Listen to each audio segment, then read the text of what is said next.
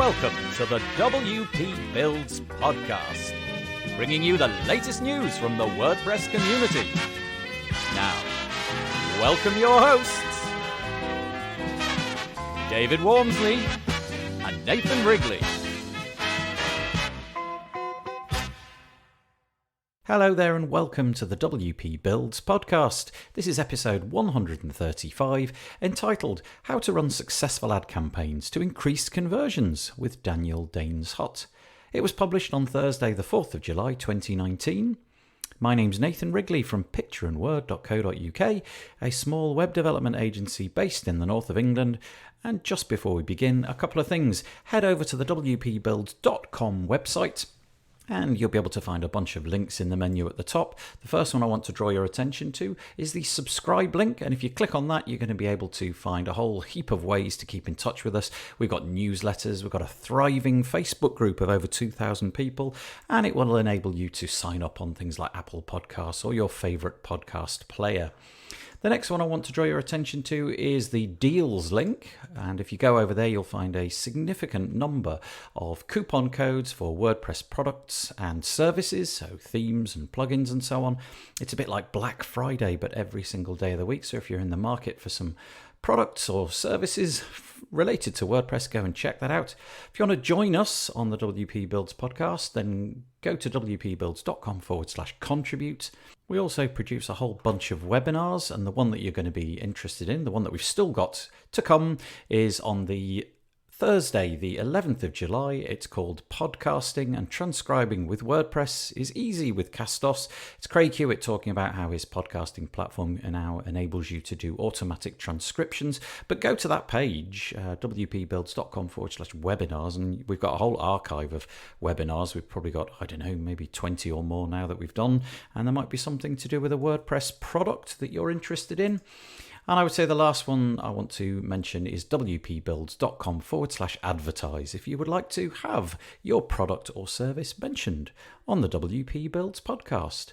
A little bit like David Von Gries did from the Page Builder Framework. Do you use a page builder to create your websites? The Page Builder Framework is a mobile, responsive and lightning-fast WordPress theme that works with Beaver Builder, Elementor, Breezy and other page builders. With its endless customization options in the WordPress customizer, it's the perfect fit for you or your agency. Go to wp-pagebuilderframework.com today. And we thank them for their support of the WP Builds podcast. Right, let's get stuck into it. This is a subject that I know virtually nothing about, so apologies if my questions are somewhat on the ignorant side, but it's all about driving paid traffic to your content or your shop or whatever it might be online. And Daniel Daines-Hutt is going to tell you how this can be done. As I said, this is no area of expertise of mine, so it was a really interesting topic to delve into, all about how you can target and retarget and decrease your spend on adverts by just looking at the data. I hope you enjoy it. Hello there, welcome to the WP Builds podcast. It's interview day today. On the line, all the way from New Zealand, albeit originally from the United Kingdom, we have Daniel. Now, Daniel, I didn't even ask you how to pronounce your name, so I'm going to go for it. I'm going to say Daniel Daines-Hutt. Correct. Yay! I knew this was coming out before. As you were doing the intro, I was thinking, hang on a minute, does he know how to say it? Okay, give it a go. Daniel came to me, I think we hooked up via Dave Toomey, who is a person very much in the WordPress space. So thank you, Dave, for hooking us up. Because Daniel's specialism is something that I literally know next to zero about. So this is going to be an education for me. It might end up being a bit of a ramble from my part. You know, the questions might not be beautifully structured because I know so little. Because Daniel's area of expertise that we're going to talk about today is paid advertising. But before we begin that, Daniel, getting on to the paid advertising bit, do you want to tell us, as I always ask, tell us a little bit about yourself so that we know who you are and, you know, why you've got some authority in this space. Yeah, no worries. First off, thank you for having me on the show. I really appreciate it. And thanks again, Dave, for introducing us.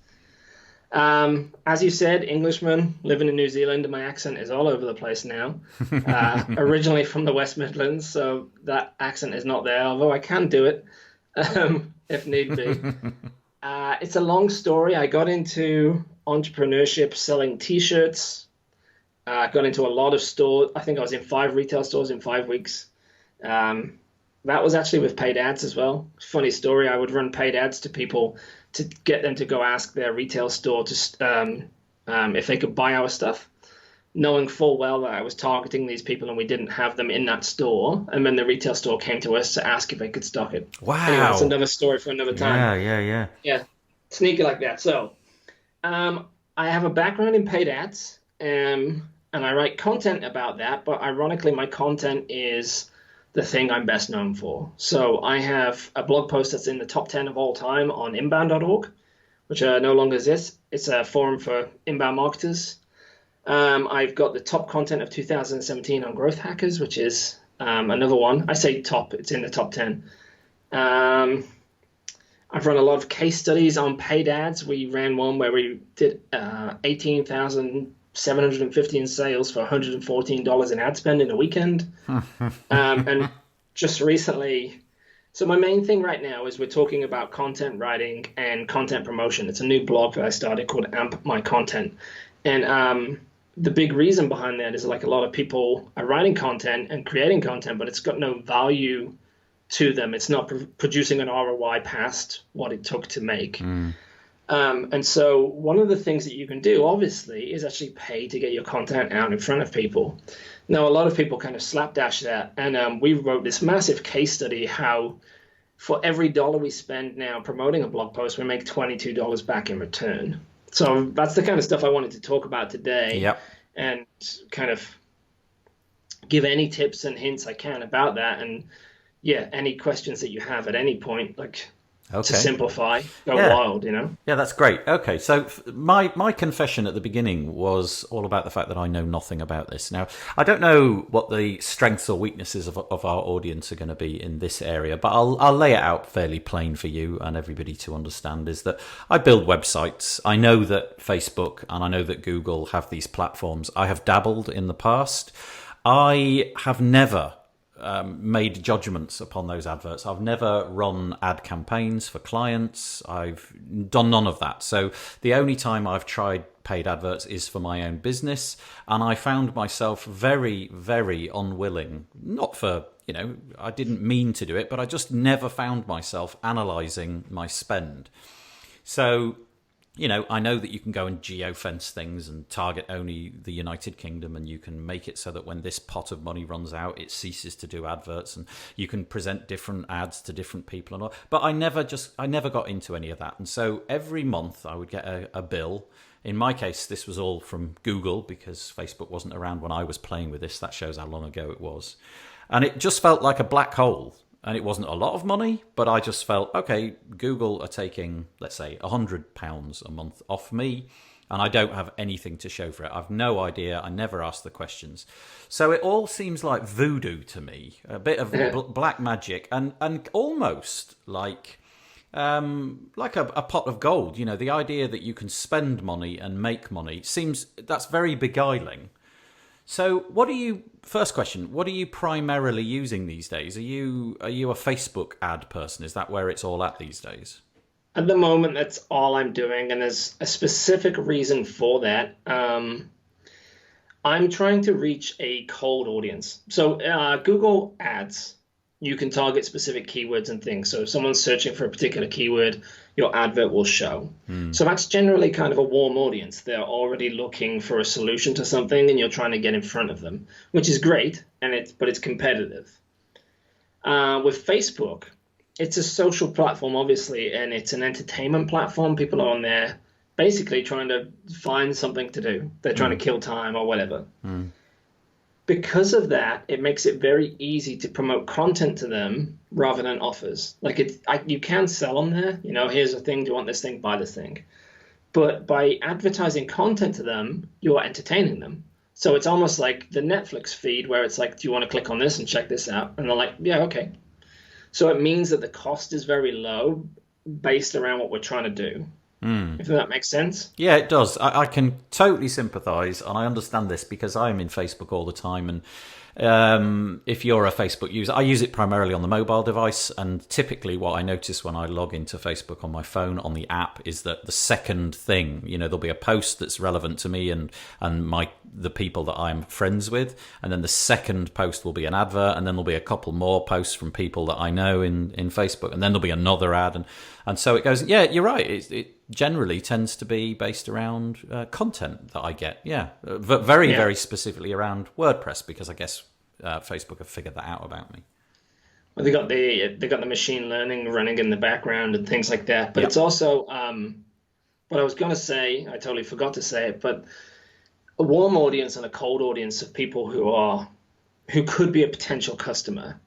The warm audience is far smaller and more competitive, whereas the cold audience, if you can talk to someone who maybe doesn't even know about that problem yet, if you can write an ad that converts them, then you can speak to exponentially more people. So that's another benefit of being on there. But yeah, they are quite. It's quite smart how they can target certain things and specific interests and things like that. They're getting better so that they're actually pushing people like agencies and things out of business because, well, not really, but they make it so easy. It's just a couple of clicks of the button to target the right people. What kind of things are you able to target? I presume geography is one, and but what specific stuff do you look for when you're creating ads? Okay, so full disclaimer, it changes all the time what they allow you to do. Okay. So, if you're listening to this even a month from now, it may have changed ever so slightly. There was a whole thing with the Russian campaign and stuff in America that was targeting specific people for certain reasons and things like that. And so they're making it more difficult to target certain issues, but I have a friend who's quite internet famous. He targeted his roommate with Facebook ads. I don't know if you've ever read the article where I like it. He would run adverts that were really, really specific, and it would only ever show to him. So it would cost him nothing to show. It would cost you 5 cents to show it. And he was making his roommate really paranoid, and he thought the FBI was listening into him and things like that. You can't. You can't get that granular nowadays, but you can to a certain point. So he was basically targeting one email address, and so it would work from that. There's workarounds for all different kind of things. If you wanted to, you were running an event, you could target people who are kind of in a 500-meter entrance hall. You could target people in the hall of the building. If you know what you're doing. Wow. Based on geography and excluding specific areas and things like that, you could literally target people who are going.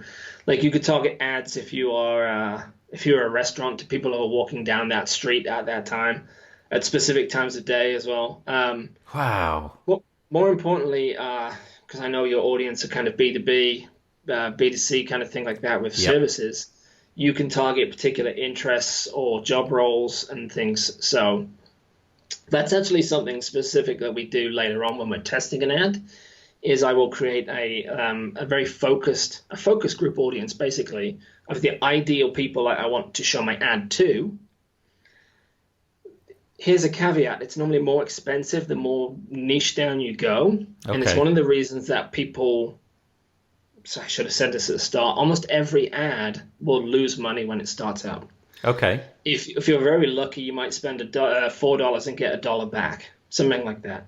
No one ever tells you this because you have to get enough data for the ad to start running and things like that.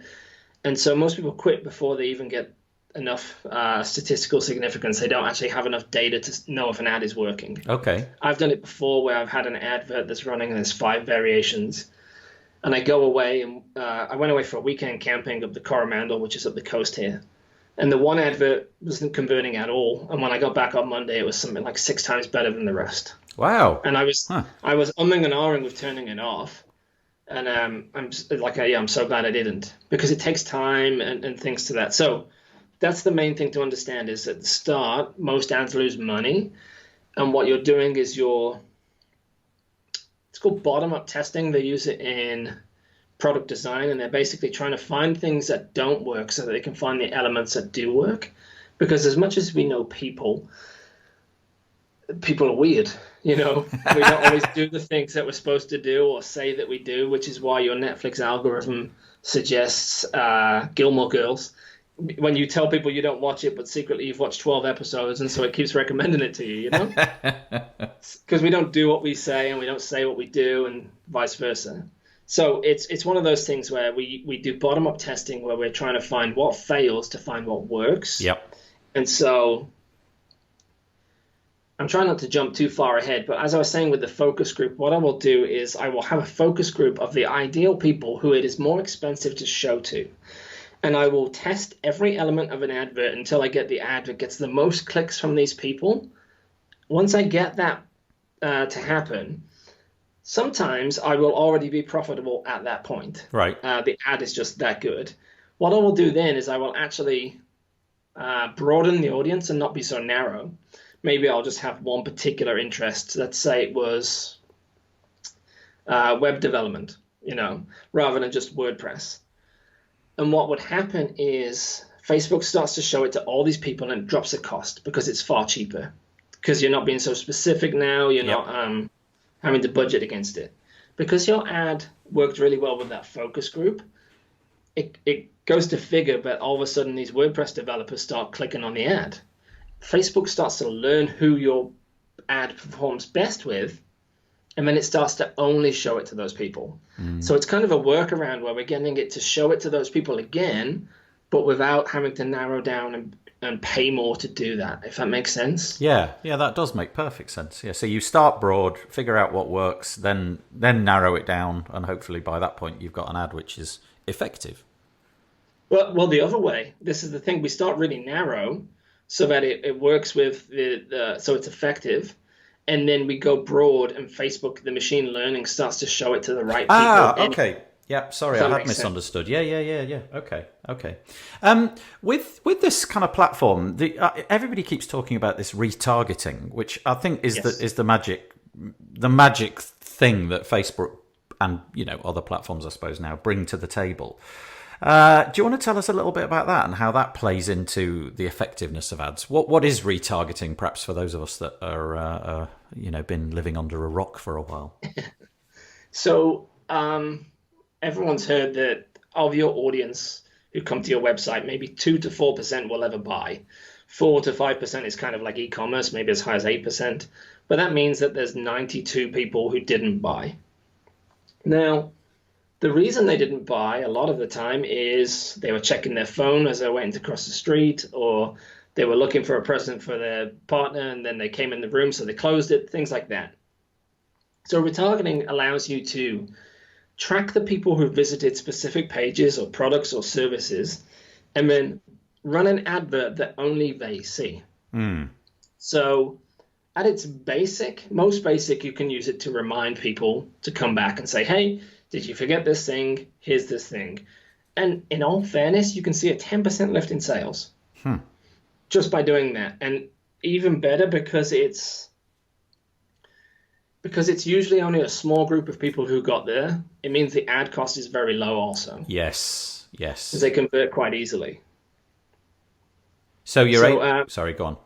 No, you go for it. You asked questions. Well, no, I was just going to say, so the principle is that you can't just do this. You need to put something on your website which recognizes that they have been along and done something from Facebook. They've clicked on something. Facebook then, I guess we're talking about this Facebook pixel that I really don't know all that much about. And that provides some data back to Facebook to say, look, they clicked on this, they went to this page on your website and so on.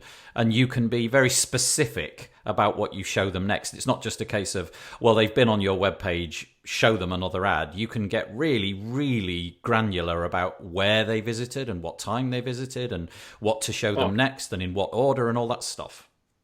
Yeah, you can really nerd out on it. There are a few limitations. I will say up front, it's anonymous. So it's kind of like cached. I guess that they use some kind of crypto method so that they don't know who is who, kind of thing like that. So you'll never know who that person is who visits the site in reality. but you will know that they visited that particular page and things like that. So yeah, you can remind them about the product. You can set up specific timers and things like that. You can set up specific triggers and things. So I wrote an article recently about how we get up to like 82% email opt-ins from blog posts. It's the one that was in the top content on Growth Hackers. And one of the we call it the candy bar conundrum. So I don't want to get too nerdy into it. Oh, no, please. It's great. It's good fun. I love all the nerdy stuff. So we use a particular method to capture email, which works ridiculously well. And you could use that and nothing else. But at one point, we had about 50,000 visitors visit our website in a couple of days. And I didn't have any email capture in place. So I got a bit crazy about this. So what we set up was a system where someone reads an article, they opt in, and there's a huge amount of people opting in. But there's still a segment that didn't. And so we would retarget them with an ad for the same opt-in. And what would happen is up to 20, 30, 40% more people would come back and opt in again, even though they didn't opt in the first time. That's counterintuitive. That's amazing. So we we call it the candy bar conundrum because there's a lot of psychology behind it. You know, when you're walking around a supermarket and you're looking at all the things that you need to get and you're saying, you're trying to be good and you put the biscuits down and you end up getting, the cheap coffee and whatever else. And you're going around all the different aisles and you're constantly having to use willpower all the time. Yep. And you get to the very end and then they've got chocolate bars right at the end. You got to stare at these things while the person in front of you is, doing their shopping and things. And there's like a 50, 60% chance that you're going to give in and get one, especially if you've already said no to things on the way around. If you weren't interested at all, you're not even going to think about it. But if it had tempted you in some way, you only have like a finite amount of willpower to keep going. And so what happens is, by retargeting them with that particular opt-in, they already want it on some level. They were already interested because they read the post. Yep. Here's the thing. When you're on Facebook, and this relates to your podcast, your last episode, actually, that I listened to today, where you were talking about it makes it very difficult. You always want to log into Facebook. You always want to check notifications and things like that. Mm-hmm. How that software is built is it actually changes your kind of brain chemistry of how you react to dopamine and things like that and willpower. And so when you first check it out in the morning, you've got your maximum tolerance, your maximum willpower. And the more you check it out during the day, the more times you have to check it out to get another dopamine release. So you're checking it more and more frequently as you get more tired during the day. Oh, Lord, I know. Right? So when you're retargeting someone with an offer that they already wanted and their willpower is already really low, it means that the chances of them opting in are ridiculously high. Huh. Smart, right? Yeah, it's really, really cool. I mean, can this be used? So let's say, for example, let's take a hypothetical case that obviously I'm a web guy. Let's move away from that altogether. But for what we're about to talk about, imagine it could be a website business. But let's take the example of, I don't know, shoes. I've decided that I'm going to ditch the website business and I'm going to start selling shoes, right? How do you go about this? Because you see, the fear in me is that, God, I want to get a bricks and mortar shop. I want to get that safe. I want to know that I'm profitable in that arena. Whereas you have a completely different approach. You're willing to spend a ton of money up front because you're good at this stuff. How do we begin? What do we start doing to, let's go with shoes? So in e-commerce is different, ever so slightly different, especially if you're going to do retargeting and things, because the way they set it up is different. You have to set up like SKU numbers and things for every product and blah, blah, blah, blah. Okay. How about I give the example of saying you're trying to sell a website to someone? Well, all right, let's go with that then. If that's easier, because I didn't realize that Facebook had problems with, not problems, but if there was certain limitations of brevity with e-commerce. Yeah, let's go with websites. Good. Well, it's when it comes to e-commerce, you might have 4 different colorways of each shoe, and then you Oh, might I have 20 see. I shoes. see. And Yes. Yes. so Of what course. happens is you have to like upload all these different spreadsheets and things. And what you can do is you can create an ad for one shoe that dynamically changes based on color and things like that, based on Wow. what they looked at. Wow. So yeah, so it pulls all this different information and it creates the advert based off of that. Okay. But that's overly complex. If you're just doing freelancing or B2B or you're selling a service, it's actually quite easy to do. The main thing, excuse me, the main thing to do is only have one product at first. If you've never done this before, just start with one product and start with a low daily budget. Facebook wants to spend your money as quickly and as fast as it can. It wants you to get results because it wants you to keep doing it. But the way the machine learning is set up is if you give it a $500 budget today, it's going to spend that and it's just going to throw spaghetti at the wall to see what happens. Whereas if you tell it to spend just $5, it's going to work really hard to try and find a result for you. Okay. And so you actually start to train the machine to work on a lower budget and be more effective. So a lot of people do that is what either they don't spend any money on ads or they go, okay, I'm going to dive in, I've got $1,000 and they spend it all in a day and they've got nothing to show for it. That would be me. That's exactly what I would do. I'm talking from like past experience here and like, that's how you learn these things is you make those mistakes, right? Okay. So you start small and you only have a small budget. Next thing to know, and no one likes doing this because it's maths, but basically you need to know how much you can afford to spend to get a customer. Because if you don't know that, you don't know if you're making money or losing money. And you also, in theory, you don't know how much you should be spending to make that customer. So it's quite simple. The way we teach it in this blog post, it's a massive, massive guide because it is a big topic. Yep. It's like 28,000 words or something ridiculous. We could sell it as a book. We run an ad to a blog post first because we know that we can talk to a cold audience doing that. And also, one, it means we're leveraging that content that we've already written, so I don't have to do anything new. But that content also converts people into subscribers. And now I know that for X amount of subscribers, I will make a sale. So if I know how much a sale is worth to a person, then I know how much I can afford to spend per subscriber, which means I know how much I can spend to get someone to the site. So by doing that, if you know all those details, for one, it makes it much easier because you can be more confident. Because, for example, for me, I know that it's something like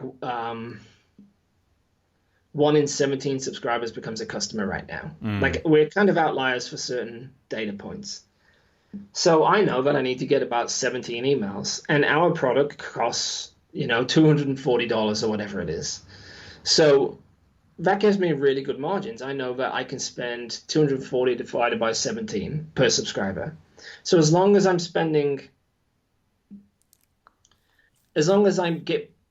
I can break even on that. And it will be fine. Ideally, obviously, we want to make a profit. So I'm butchering this. It's pretty late at night. No, it makes perfect sense to me. Basically, you want to find out those numbers of how much a sale is worth, and you also want to find out how much a customer is worth over their lifetime, because you never want to judge it off the first purchase, because in reality, most people make more than one purchase. So they're worth far more than you would ever think. We give an example in the thing where you can buy surf wax for $5, but a surfboard is $2,000. And every surfer I know has got about 8 boards. So they're worth $16,000 to that surf shop.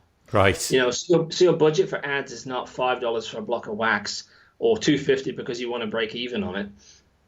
It's actually far more. That's what you can afford to get a customer into your business. Yeah, that kind of stuff I've always been really lousy at, sitting down and working out what a customer is worth to me. Because, a website is, in the case of my business, that's quite a high ticket item. It's not $5 for wax or anything. But you're absolutely right. Usually they'll be with me for several years, probably through 2 or 3 redesigns over a period of 5 or 6, 7 years. So it's worth more than X. It's their value getting them through the door is probably 2 or 3 of the times the original cost of the original website. Exactly. So what we recommend is 20% of their lifetime value. Be prepared to spend up to that much. Oh, wow. Okay. Yeah. Wow. I say that high because you're never going to spend that high. But I say that because a lot of people will run ads and they'll offer a discount because they can't get the ad to convert fast enough. But what that happens then is it actually costs you more money by discounting than it did if you actually ran the advert. Right. If that makes sense. And Yeah, not only makes that, sense. you devalue your service and everything else. Yep.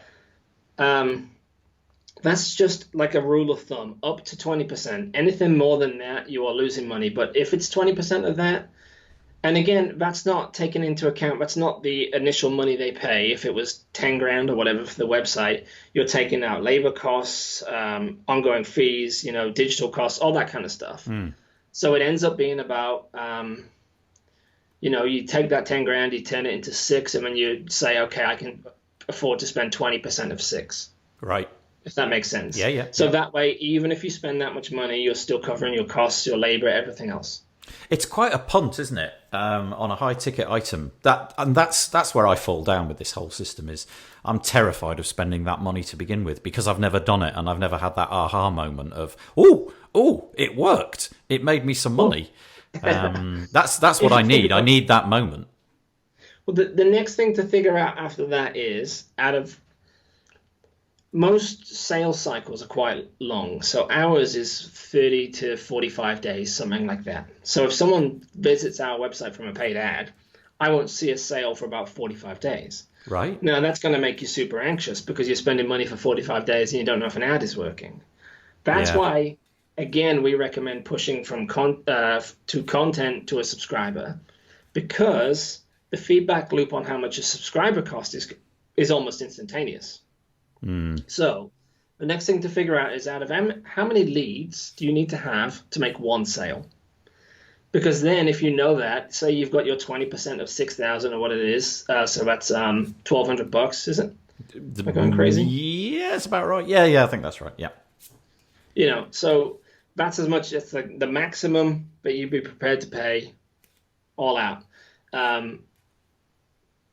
If it takes you 10 leads to make one sale, then all of a sudden it's like, okay, well, I can afford to spend $120 per subscriber.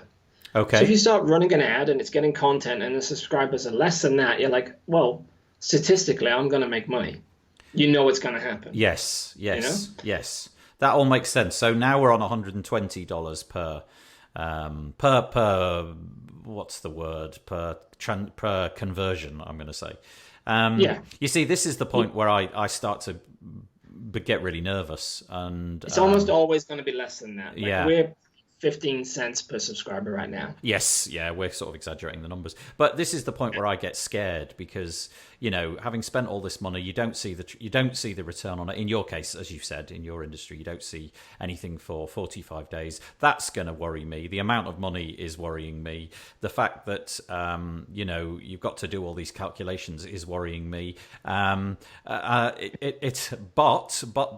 this stuff works, so I need to get over that hump and just start doing this kind of stuff. It's very scary the first time you do it, and it's very scary the next time you do a new advert and things like that, even though you've got ads that make money. A major part to understand as well is if it takes you 10 leads to get one sale, then you need to do $1,200 in ads. Right. Because if you ran an ad and you spent $120 and you got that one lead and you didn't make a sale, well, you were not going to. We know that it's 1 in 10 that you normally convert. So a lot of people stop too soon. So they haven't ran the ad for long enough to reach enough people to statistically get a customer based on what their current conversions and things are.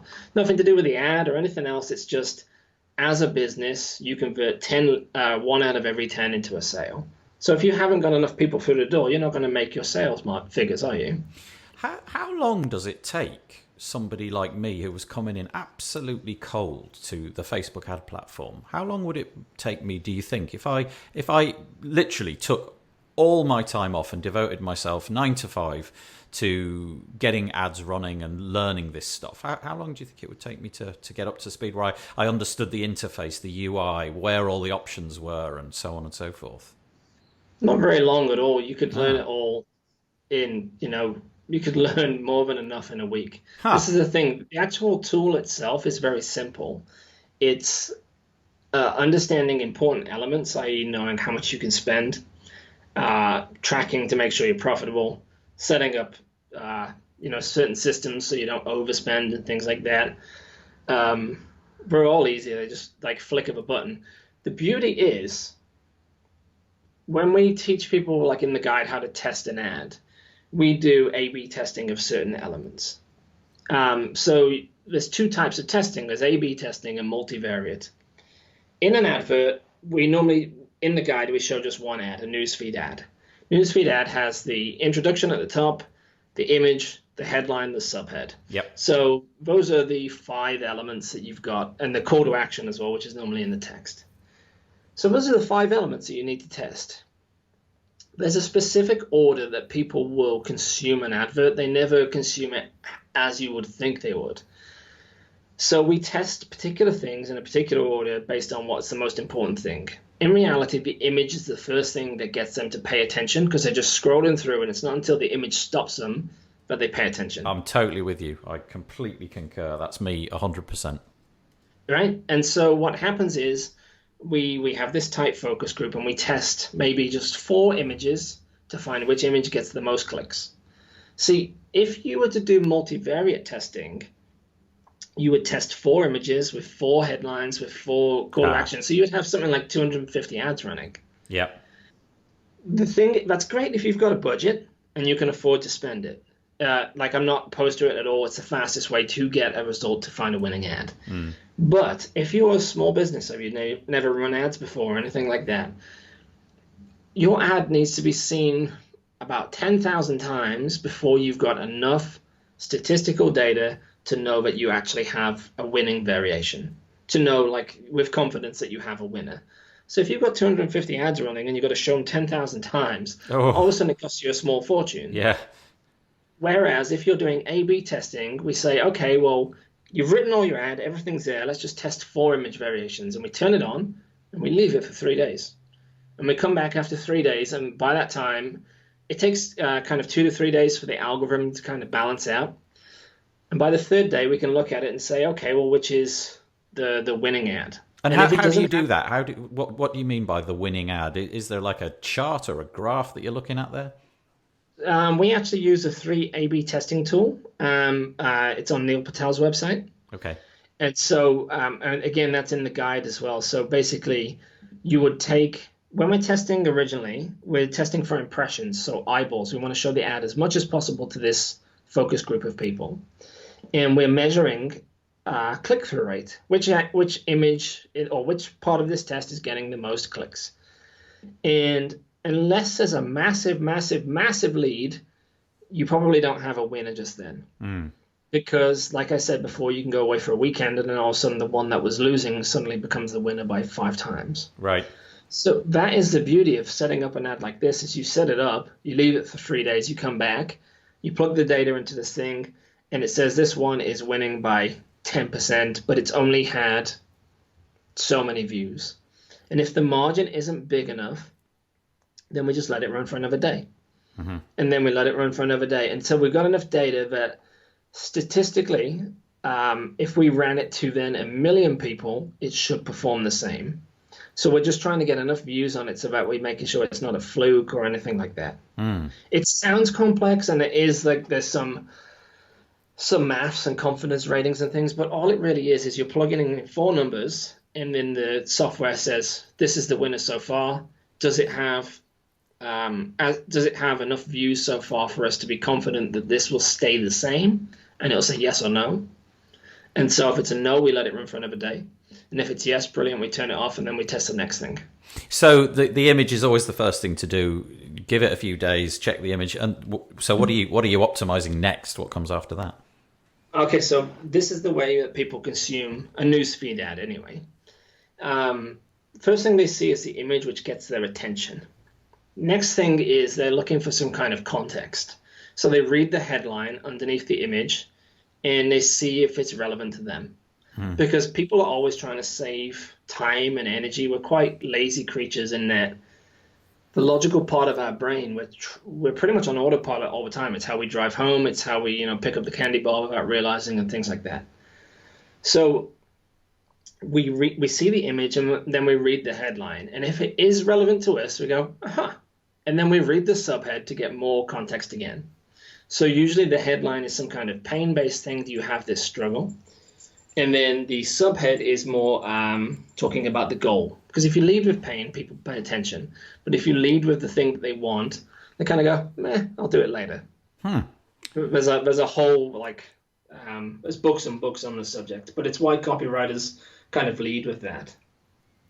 So, you've optimized the image. You run that for a few days. Then do you then do exactly the same process for a few days with the headline and sort of work out exactly the same? Okay. So this process takes well over a week. It takes about 12 days. Yeah. 15 days. And then eventually you pop out with this. Spending. Oh, sorry. Yeah, the thing is you're only spending very little, maybe $20 a day, but. This is the thing. By the time you've got a winning image, we take that winning image as a control and we put it into the new test with all the different headlines. And then we have a winning headline. So every time that we have a new test, the baseline is already higher performing than the previous test. Just out of interest, with these little tests, so going back to the 4 images, do you pick 4 images which are broadly the same, or do you pick 4 wildly different images that are utterly in no way bear any relationship to each other? Wildly different. Okay. You're only testing for small variations once you have a winner. Right. So you could run this entire process and have an ad that performs, and if you wanted to get it even better, if you're spending like $1 million budgets and things, then yes, you could say, okay, well. We'll change the person from a blonde to a brunette and see if that affects it. Wow. And it's the same image. Okay. Do the images have to bear relationship to the stuff that you're trying to sell? So obviously, if it was socks or shoes, I guess images of socks or shoes would be where it's at. But for something like websites, I mean, I can imagine, pictures of all sorts of things that have got nothing to do with websites. Is there cats. Cats, exactly. I was just thinking, let's put a load of cats on, get their attention, and then go down to that. Or do people react against that and feel that they've been duped? It depends. Interesting. So there are, I want to say 7 emotional factors that drive people. Now, everyone... Sorry, I'm going to have to let my cat in because he keeps banging at the door. Well, you've got to have cats. I know. He's banging at the door because I'm in the home office right now. So there's different emotional triggers that motivate everyone, and they change based on specific things. Like some people want to move towards pleasure, but a lot of people are not motivated by it. But a lot of people are motivated of moving away from pain. So it could be the exact same goal, but they're more motivated to not have a bad website than they are to have a great website and look good. Other people are motivated by status. Other people are motivated by needing to give and things like that.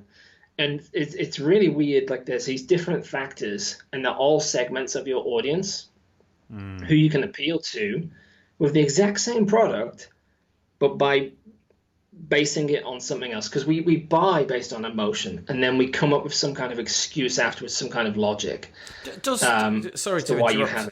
Does Facebook give you any this is going to sound weird, but does Facebook make judgments about your predilection to be I react to pain? Or I react, the things that you've just described, these 7 things which I didn't let you finish, I'm sorry. Does it allow you to do that kind of thing? Or is that just all on you and you've got to run it and hope that it works? You run it and hope that it works. But here's the thing. Facebook got in a lot of trouble recently because they actually tested this out as a human guinea pig test. Where they were showing... In the newsfeed, they were showing particular happy ads to a subset of people, and they were showing sad adverts to another group, and then measuring the response and reactions that people took. Okay. So it was on their radar. Right. Oh, yeah.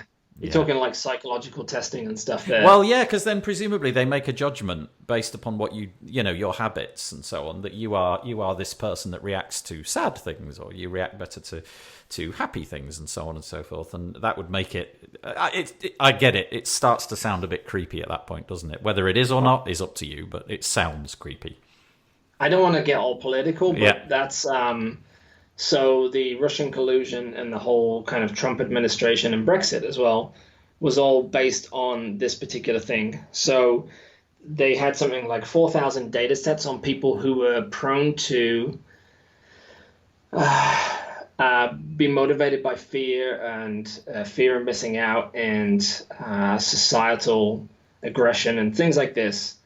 And they used that as a targeting demographic, and then they would show them particular campaigns that would cause them to vote in this particular way. Yeah, so that's why like Facebook had this whole thing recently where they changed a lot of the targeting. Yeah, if you're an advertiser like Facebook, or you want to shift a load of product, I can see that that's really genuinely very interesting data to have. But as an end user, somebody like me, it kind of smacks of like, get off, you know too much already. That's too weird. Yeah. Well, that's interesting to know though. Google knows more. Yes, well, Google. I mean, I've given up on even hiding anything from Google. It kind of knows absolutely everything. You know, my phone is constantly phoning home, telling it all sorts of interesting stuff. Yeah, that fascinating. Sorry, you were talking about these seven things. Yeah, you're totally fine. But basically, so when you're testing images and things like that, you could literally run one to each different emotional area. Yep. And you would find that you would get sales from each of them. But when you're starting out, one of them is going to be more beneficial. And so you're probably going to ignore the others because you don't have a huge budget right away. And, it might be that, yes, you do make sales from people who are sad, but they end up being difficult clients and things like that. So you don't want to run ads to them. You know, like there's all this stuff like down the line that you can find out and test. It's funny, I found when we actually dropped our lead cost, and we would get a lot of customers who would buy, but there would also be people who would refund. Whereas when the leads cost more, we had a lower churn rate, things like that. Maybe people were giving it some more thought and so on. Interesting thought. Before we were talking on the recording, we were having a chat, and one of the things that always fascinates me is that people literally make a living they don't have any relationship necessarily with the product itself or the thing that they're advertising, but there are people who make very successful careers just out of running Facebook ads for other people's stuff.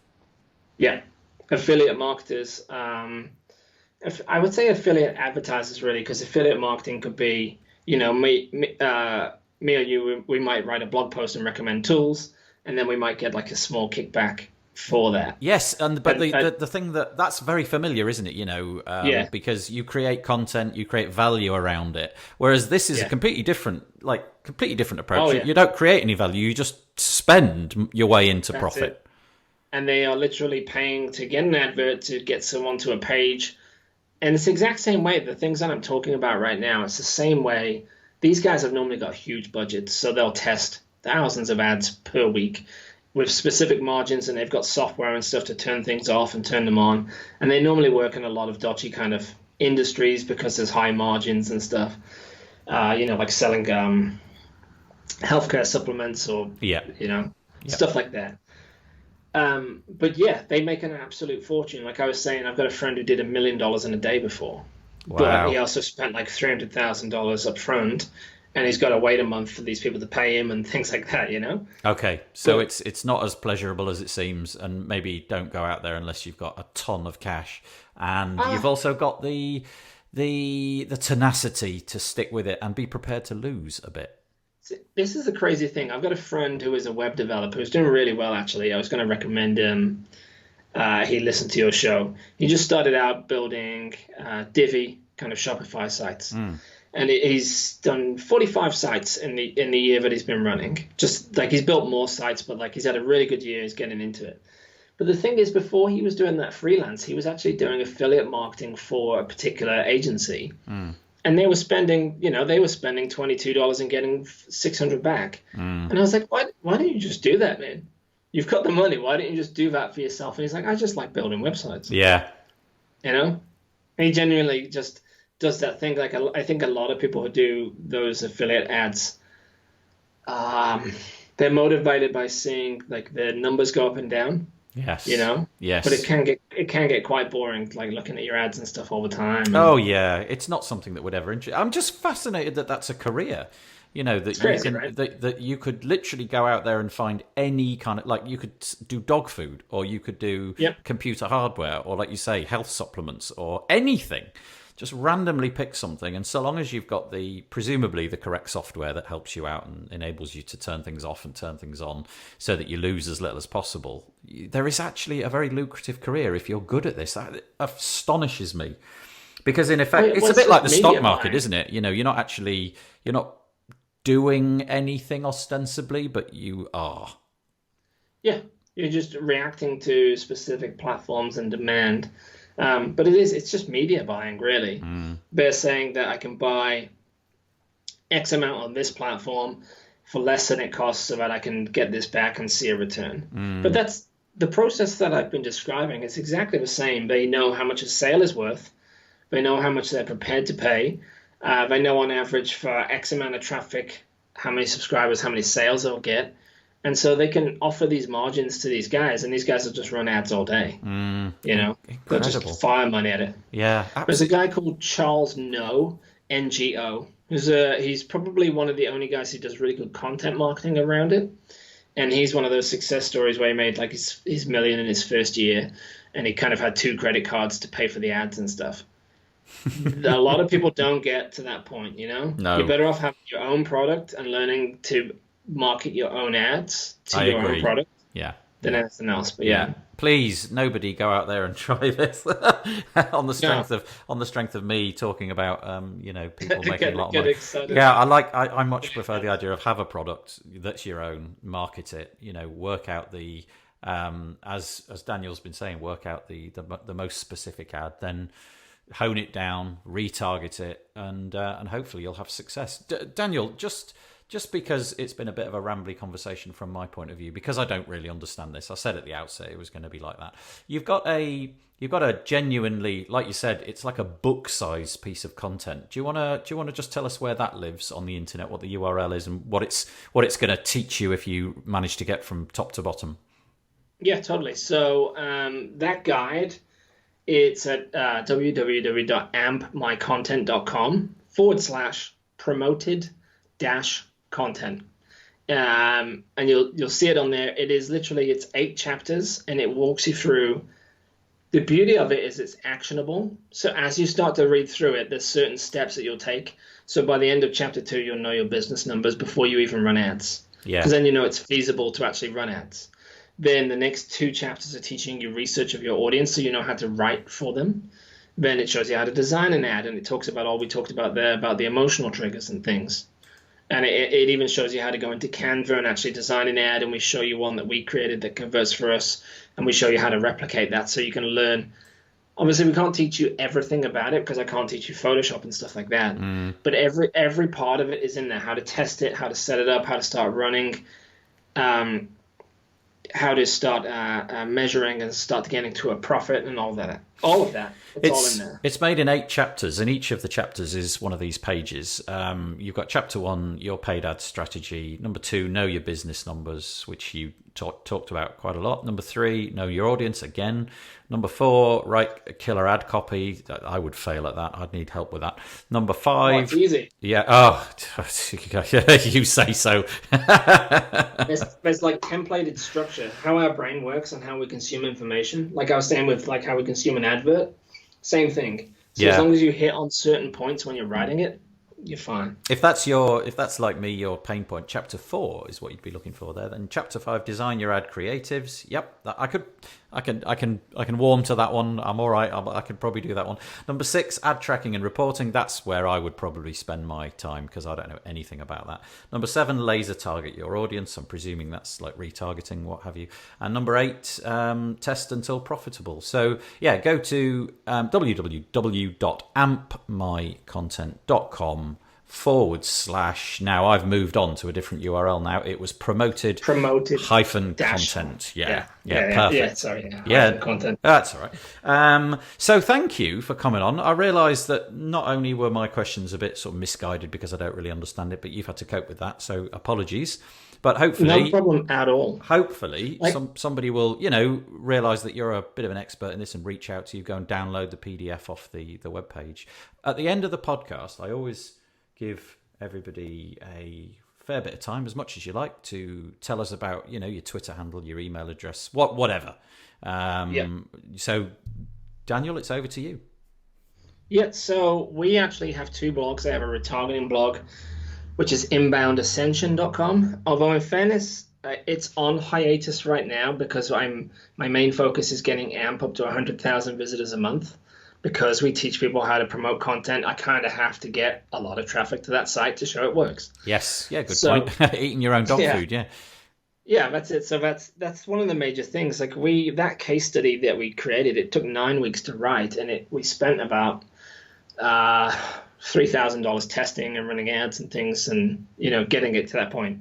It was profitable way before then, but I like to run these things. So we literally everything we write is all in-depth how-to guides and case studies and things like that. But my Twitter handle is @inboundascend because the retargeting site came first. Mm-hmm. You can find us at ampmycontent.com, and there's 3 other posts on there as well because it's quite a new site. But it's basically our manifesto of why people, especially small businesses, need to be writing less often and actually focusing on promotion. We teach people how to actually create killer content by taking an old post and how to improve it.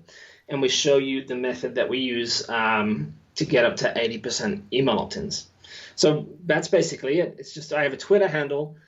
I'm going to be totally honest. It's photos of my cat and it's whatever music I'm listening to on YouTube.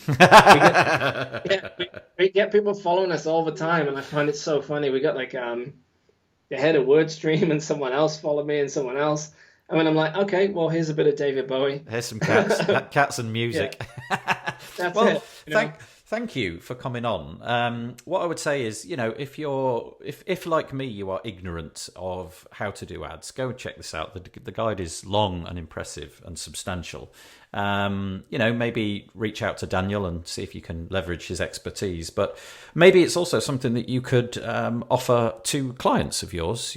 Once you've got this expertise, there's no point in keeping it to yourself. This could be a very profitable little niche in your own part of the world. So thanks for coming on, Daniel. I appreciate you coming on the WP Builds podcast. No, thank you very much for having me. It's a lot of fun, and like I said at the start, there's no silly questions because your understanding is probably similar to your audience. So that's perfect because it means that I'm not, jumping over the top of anyone's heads and they can follow along and understand and things. But it's been an absolute pleasure. Great. Thank you. Sorry for the cat jumping around. No. We like the cat. See you later. Bye-bye.